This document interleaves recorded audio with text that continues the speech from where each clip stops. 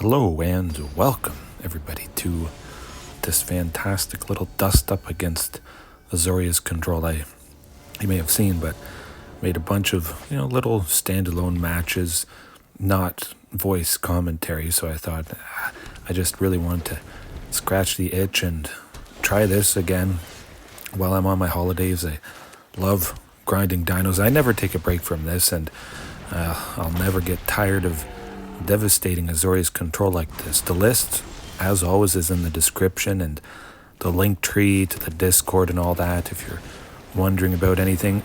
The primer as well, because this is a pretty interesting, I would say, way to play dinos, and I did just make some minor tweaks here tonight. Marauding Raptor being one of them. We got talking on the Discord about ways to beat aggro, a sweeper, slow them down, or perhaps just go a little bit faster with cheaper stuff. Earlier, Marauding, of course, reduces creatures by 1, all creatures, so you could play multiples in a turn. It's a trap! And I also smelled that Wandering Emperor there. That was a mile away. But I was also waiting for an opening for the opponent to do something, just so I could search for the Cavern of Souls. Now, I could have possibly done Castle Garenbrig, but they have counter spells in their hand. That's what I figured. And with the cost reduction of Marauding, I would be able to play somebody there, hopefully. Of course, if I draw another land next turn, I would be able to play one of those 7-drop dinos, reduced down to 6 now. At the very least, I could play Palani's Hatcher. Of course, Marauding does ping and kill those dinosaur eggs, but that's not too much of a problem. That could equal quite a bit extra damage towards the opponent if Marauding is dropped with Palani's Hatcher with Ghalta's ability. But because we got that land and we got the T-Rex there, I figured I want to make sure I can draw cards later on, take out Narset. Just get that gone. I thought perhaps maybe they would go with the Wandering Emperor. They would exile T-Rex now that it's tapped, and they would have to pay 4 for the ward 4 of T-Rex. See how she goes. Or it could be a sweeper. You never know. Oh, look, it's a sweeper. Hashtag pre-recorded. Technically it is. I mean, as many of you know, it's almost always live, so it's kind of fun that it's actually pre-recorded.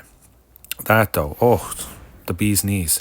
Because the game had gone on decently long, I wanted to make sure I protected against counter spells. Even though the opponent only had 1, just grab the castle, and I can still play it and make the 8 for Ghalta. That is pretty fantastic stuff. Oh my goodness.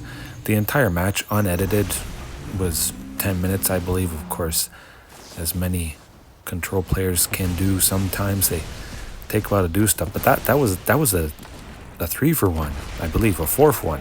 I don't know. They had to exile Palani's Hatcher there.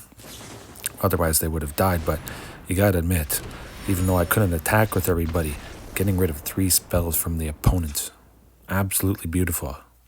Carnage Tyrant, pretty straightforward right there. Get rid of Marauding Raptor, which can get killed and countered quite easily. And keep in the Sylvan Caryatid. That is good stuff. And I also forgot to mention the Sylvan Caryatid there. Reduced by Marauding and doesn't die to Marauding's 2 damage ping. You can play Marauding on turn 2 and then maybe 2 Sylvan Caryatids on turn 3, or just 1 for a single green, followed by 2 for a Sylvan Scrying to search for, the Castle Garenbrig, the Cavern of Souls, whatever you want. So blending together those first few turns, doing a bunch of extra stuff, different stuff. Getting to 7 mana on turn 4 or 8 mana on turn 4. More often, more easily, sooner. You get the idea. That's really what it's all about. That hand's what it's all about. Now, I could have played the Sunken on turn 2, but I wanted to burn the counter spell, potentially if I drew something that could grab a specific land. Sylvan Caryatid only ever gets me ahead by 1, but the Sylvan Scrying to grab a Sunken gets me ahead by 2 when I drop the thing, which is quite nice indeed. And the land can't be swept with a sweeper, so that's pretty straightforward right there. And I wasn't too worried. I didn't see any Field of Ruins that would have ruined our chances, destroying a non-basic land, and now we're on track for absolute devastation Lovely, lovely stuff right here. This opponent probably thought they'd have an easy time, but not after that first game. And now, you got just watch what they do to Palani's Hatcher there. I could not believe it. It took about a minute of actual waiting. I certainly trimmed it down pretty fast, but yeah. It's quite hilarious. They were going to die anyways, but I've just never seen an opponent do a March of Otherworldly Light this way, exiling so many things. Oh boy, here it comes. I was thinking of holding the eggs back, but as you know, send the eggs in, send a message, and the message is clear. We beat Azorius Control. You have no power here. Alright, hopefully you enjoyed.